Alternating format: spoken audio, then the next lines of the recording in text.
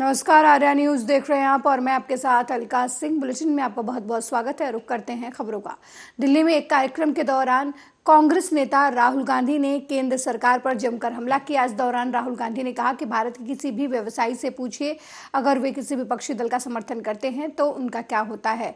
हम अब एक राजनीतिक दल से नहीं लड़ रहे हैं, भारत के विचार की रक्षा करने के लिए लड़ रहे हैं और इसलिए हमने अपना नाम इंडिया रखा है। There is media control, there is financial control, right? Please go and ask any businessman in India what happens to them if they support an opposition party. If they were to write a check for any opposition party, ask them what happens to them, right? So we are facing a financial attack, we are facing a media attack, and we're doing pretty well. We've banded together. I have not seen the opposition working like this before, where we can sit down on the table and we can say, look, we don't quite agree with you on that, and they can say, well, we don't agree with you on that, and we'll say, okay, so what about this compromise solution? And they're like, absolutely, this works for all of us, right?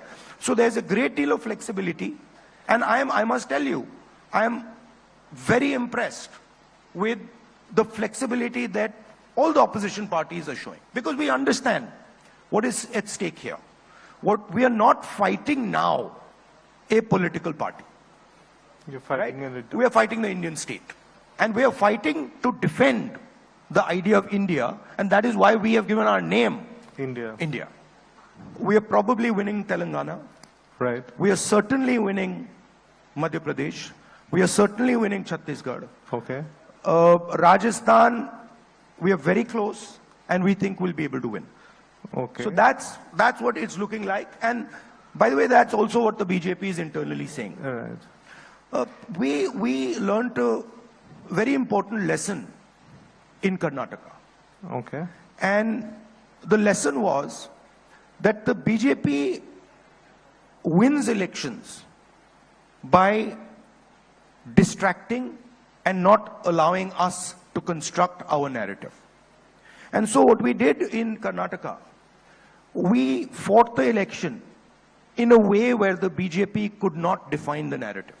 What you're seeing today, this gentleman, Mr. Biduri, and then suddenly this Mr. Nishikant Dubey, this is all the BJP trying to distract from the idea of the caste census. They know that the caste census is a fundamental thing that the people of India want, and they don't want to have that discussion. So every time we bring a point on the table, they use this type of stuff to distract. वहीं video conferencing के जरिए 9 वंदे भारत ट्रेनों के शुभारंभ कार्यक्रम में प्रधानमंत्री नरेंद्र मोदी ने कहा कि देश में आधुनिक कनेक्टिविटी विस्तार का ये अभूतपूर्व अवसर है। इंफ्रास्ट्रक्चर विकास की ये गति और स्केल 140 करोड़ भारतीयों की आकांक्षाओं से बिल्कुल मैच कर रही है और यही आज के भारत की चाहत है। आज एक साथ राजस्थान, गुजरात, बिहार, झारखंड, पश्चिम बंगाल, उड़ीसा, तमिलनाडु, आंध्र प्रदेश, तेलंगाना, कर्नाटका और केरला के लोगों को वंदे भारत एक्सप्रेस की सुविधा मिली है। आज जिन ट्रेनों को शुरू किया गया है, वे पहले की तुलना में ज्यादा आधुनिक और आरामदायक है। ये वंदे भारत ट्रेनें नए भारत के नए जोश, नए उत्साह और नई उमंग का प्रतीक है। मुझे इस बात की भी खुशी है कि वंदे भारत का क्रेज लगातार बढ़ रहा है। इससे अब तक 1 करोड़ 11 लाख से ज्यादा यात्री सफर कर चुके हैं और ये संख्या दिनों दिन बढ़ती जा रही है। देश में आधुनिक कनेक्टिविटी के विस्तार का ये अभूतपूर्व अवसर है। इंफ्रास्ट्रक्चर विकास की ये स्पीड और स्केल 140 करोड़ भारतीयों की आकांक्षाओं से बिल्कुल मैच कर रही है और यही तो आज का भारत चाहता है। यही तो नए भारत के युवाओं, उद्यमियों, महिलाओं, प्रोफेशनल्स, कारोबारियों, नौकरी पेशा से जुड़े लोगों की एस्पिरेशंस है।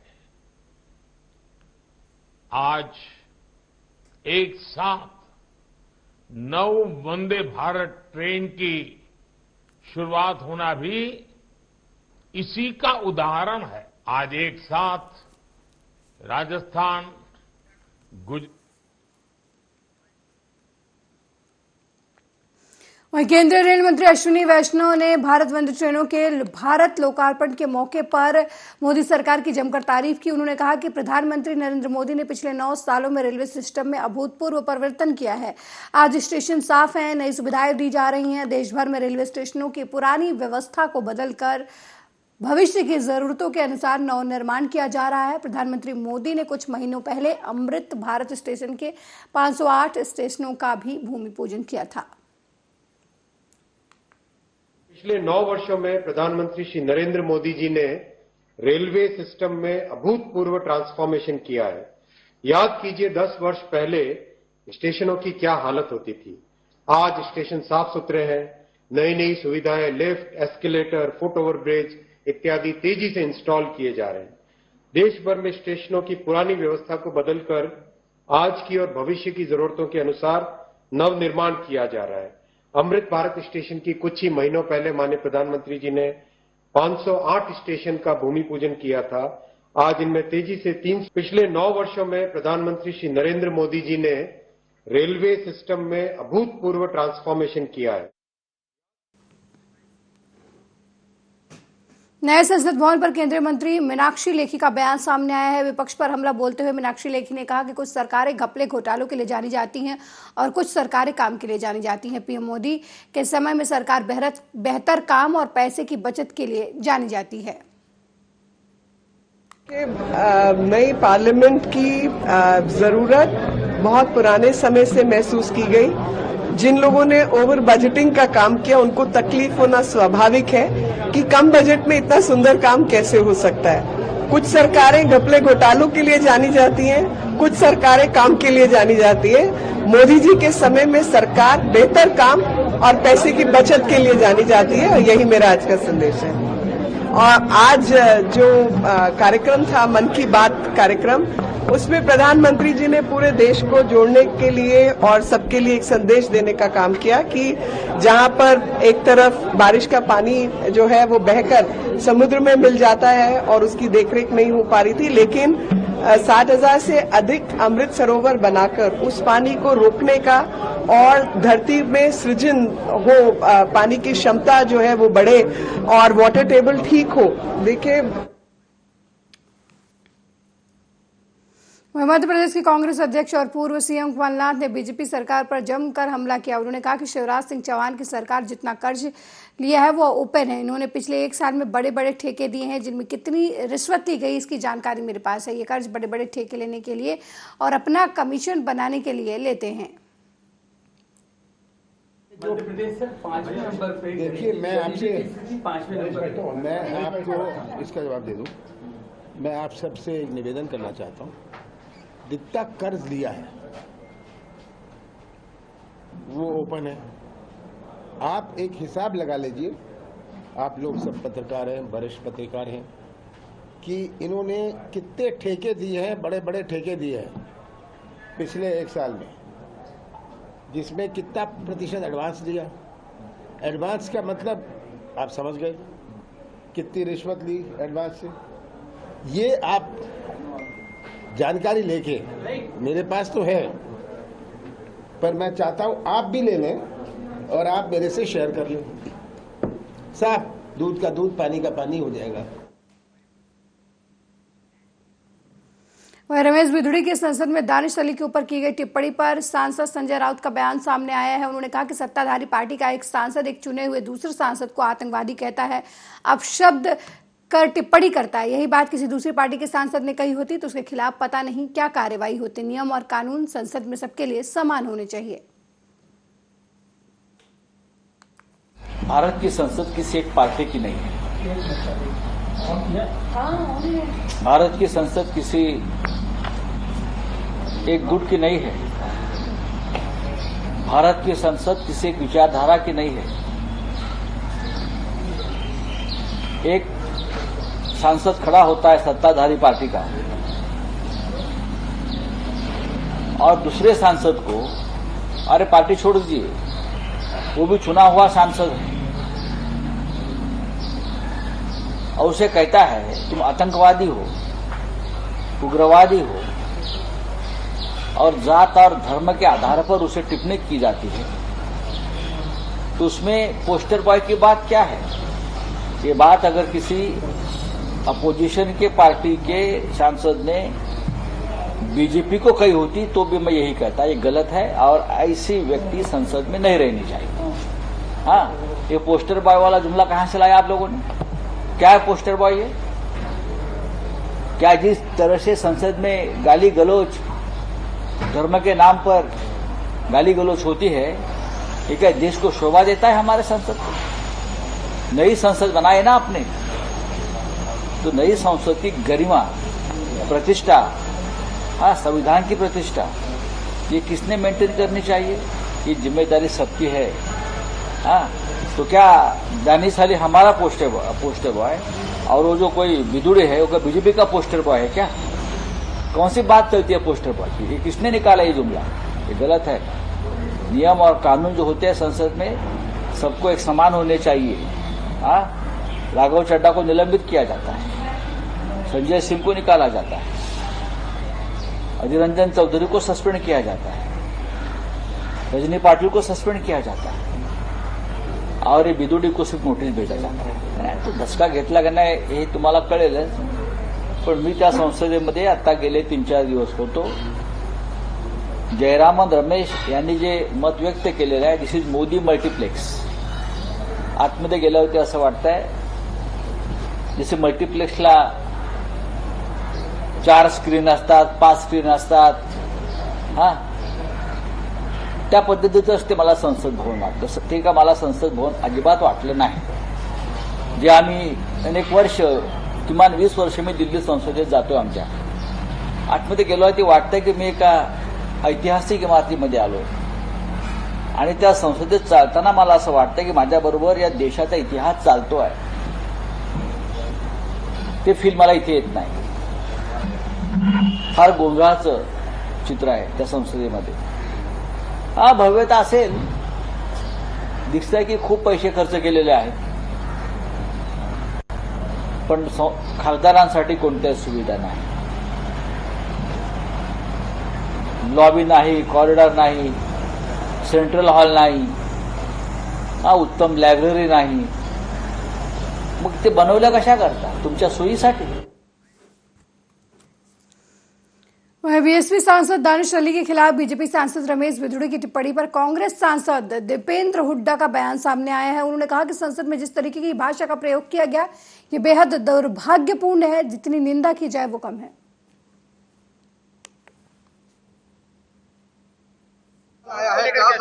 वो जो इस तरह की भाषा का जो संसद में प्रयोग किया गया, ये बड़ी दुर्भाग्यपूर्ण है, उसकी जितना निंदा की जाए वो कम है। वो उन्होंने अपनी बात रखी है कल। वो उन्होंने ये भी कहा कि अपने बयान पर कायम हूँ, क्या समझते हैं आप? उन्होंने अपनी बात उन्होंने बात रखी है कल अपनी। आया है, क्या समझते हैं आप? वो जो इस तरह की भाषा का जो संसद में प्रयोग किया।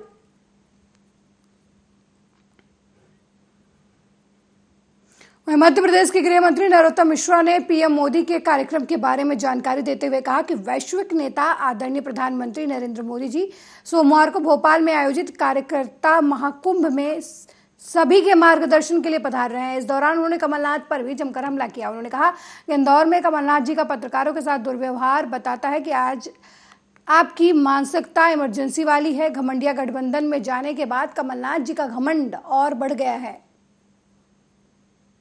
सबका सौभाग्य के श्रद्धेय मोदी जी कल मध्य प्रदेश में हम सबका मार्गदर्शन करने के लिए आए। कार्यकर्ताओं का महाकुंभ है और उस महाकुंभ में हम सब कार्यकर्ताओं को मार्गदर्शन वैश्विक नेता का मिलेगा। पलक पावड़े बिछाकर सभी कार्यकर्ता और जनता मोदी जी के स्वागत के लिए, वंदन के लिए, अभिनंदन के लिए आतुर है। उनकी सुरक्षा की दृष्टि से भी लगभग 4000 बल लगाया गया है। 25 आईपीएस अफसर उसमें तैनात किए गए हैं। एसपीजी, एनएसजी की टीमें आ चुकी हैं और उन्होंने भी व्यवस्था संभाल ली है। बहुत पीड़ादायी प्रसंग है वो, और इस तरह के प्रसंगों से कमलनाथ जी मन आहत होता है। और आप ये बार बार सिद्ध कर देते हैं मीडिया का, जिस तरह से आप मीडिया से व्यवहार करते हैं, तो वास्तव में आप इमरजेंसी की कोख से ही जन्मे हो और आपकी मानसिकता बदल नहीं रही है। विधायक आए तो चलो चलो, पत्रकार आए तो भगो भगो, और इसलिए 20 साल से जनता आपको चलो चलो कर रही है, हटो हटो कर रही है, भगो भगो कर रही है। ये जो घमंडिया गठबंधन में आप गए हो ना, जब से घमंड आपका और परवान चढ़ रहा है। एक्सपोज यात्रा बन गई उनकी वो, और आक्रोश वास्तव में समझ में आ रहा होगा। दमोह में, खंडवा में, पन्ना में, छतरपुर में, भिंड में तो बंदूकें लहराई जा रही थी। तो इससे समझ में आ रहा होगा आक्रोश जनता का कांग्रेस के खिलाफ थमा नहीं है। भले दिग्विजय सिंह का फोटो नहीं लगाया, पर लोग समझ तो रहे। और जहां जहां जाएंगे दिग्विजय सिंह जी, वो खुद ही कह चुके हैं, मैं जाता हूं तो हारता हूं। जहां जहां संत मठाकों जाए, भैंस पड़ा दो मर जाए, ये स्थिति उनकी है। नेता भी समझ गए हैं कि घर बैठे हैं कमलनाथ जी और हमको दौड़ा रहे हैं। अवसर आएगा तो शपथ लेने को वो होंगे, हालांकि आना नहीं है उनको, और इसलिए पाकिस्तान का सोंग चुरा लें चाहे वो। इसी तरह की सिर्फ फटौल जारी रहेगी। किसको फिक्र है कि कबीले का क्या होगा? सब इस पर लड़ रहे हैं कि सरदार कौन हो। ये बधाई की बात है, हर्ष की बात भी है, और इस बात से आप समझ सकते हैं कि युवा का मानस किधर है। जो टुकड़े टुकड़े गैंग के कन्हैया कुमार जी भी गए थे, उन कन्हैया कुमार को भी समझ में आ जाना चाहिए और राहुल बाबा को भी समझ में आना चाहिए कि युवाओं ने क्या संदेश दिया है। और इसलिए दिल्ली विश्वविद्यालय के सभी नौजवानों को बहुत बधाई, जीतने वालों को बधाई। ये हम सबका सौभाग्य के श्रद्धेय मोदी जी। मुरादाबाद में 2.5 लाख रुपए देने का लालच देकर धर्म परिवर्तन कराने का आरोप लगाकर हिंदू संगठनों ने हंगामा किया। ईसाई मिशनरी द्वारा धर्म परिवर्तन करने का आरोप लगाकर रजनीश नाम के व्यक्ति की कार को रोककर हिंदू संगठन के कार्यकर्ताओं ने हंगामा किया। रजनीश पर काफी समय से इलाके की महिलाओं को चर्च में ले जाकर धर्म परिवर्तन कराने का आरोप लगाया जा रहा है। इस मामले में हिंदू संगठन के कार्यकर्ताओं ने 2 लोगों को पकड़कर कटहर पुलिस के हवाले किया। फिलहाल पुलिस मामले की जाँच कर रही है।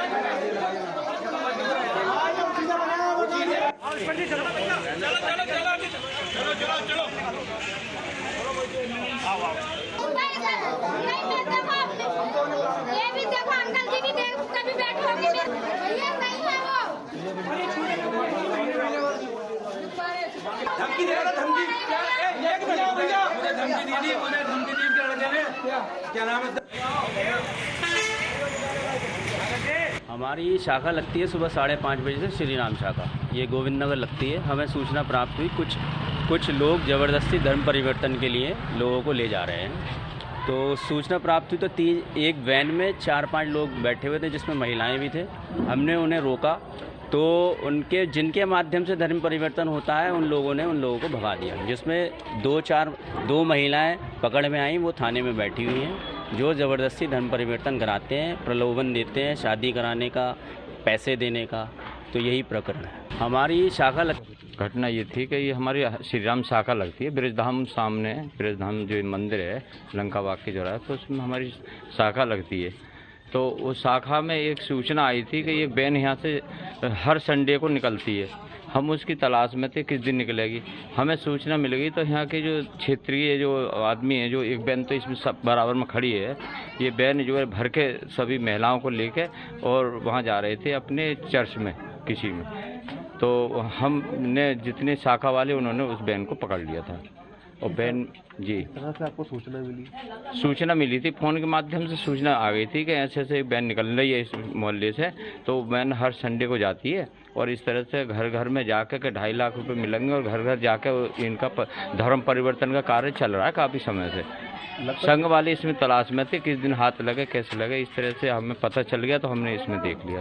लगभग कितने लोगों को ये धर्म परिवर्तन करा चुके हैं? ये हमारी नज़र में तो अभी 5-6 घर आए हुए हैं, जिसमें हमने अभी पुलिस को इतला भी कर दिया कि इसमें ये लोग घर धर्म परिवर्तन कर चुके हैं, ये ईसाई बन चुके हैं। ये और लोगों को भी बनाने की फिराक में है इस समय। तो हम इस मोहल्ले वालों की सबकी ये इच्छा है कि ऐसा नहीं होने देंगे, क्योंकि ये सब पूरा हिंदू अपना सभी हिंदुत्ववादी है, तो इसमें ऐसा काम नहीं होने देंगे। घटना ये थी कि ये हमारी श्री राम शाखा लगती है ब्रजधाम, सामने ब्रजधाम जो मंदिर है लंका बाग के चौराहे, तो उसमें हमारी शाखा लगती है। तो उस शाखा में एक सूचना आई थी कि ये वैन यहाँ से हर संडे को निकलती है। हम उसकी तलाश में थे किस दिन निकलेगी। हमें सूचना मिल गई तो यहाँ के जो क्षेत्रीय जो आदमी है, जो एक वैन तो इसमें सब बराबर में खड़ी है, ये वैन जो है भर के सभी महिलाओं को लेके और वहाँ जा रहे थे अपने चर्च में किसी में। तो हमने जितने शाखा वाले उन्होंने उस वैन को पकड़ लिया था। और वैन जी तरह से आपको सूचना मिली थी, फ़ोन के माध्यम से सूचना आ गई थी कि ऐसे ऐसे वैन निकल।